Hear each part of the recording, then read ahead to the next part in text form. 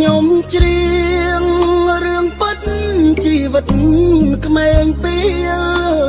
លឈឺទៅដឹងក្រំគ្រាកាជាធ្វើបាបគ្រួសា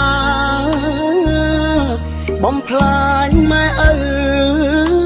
បំផ្លាញមនុស្សក្បែរកាយាដល់ឈឺទៅទឹកមេត្រាចោទថាលោកកាអបព្រៃមិត្តភក្តិ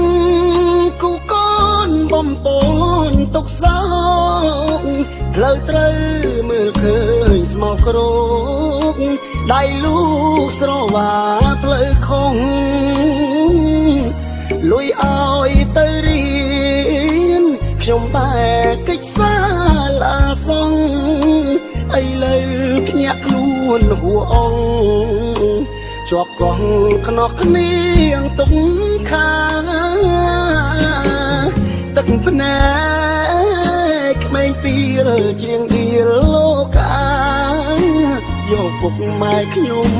ទៅណានេត្រាខ្ញុំមើលមិនឃើញអើយសល់ត្រឹមរូបថ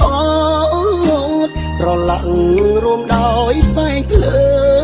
ងហេតុអ្វីស្ងាត់ម្លេះផ្ទះយើងពេលឃើញកូនស្លុតចិនដាលាហើយគ្រឿងញៀនបំពេ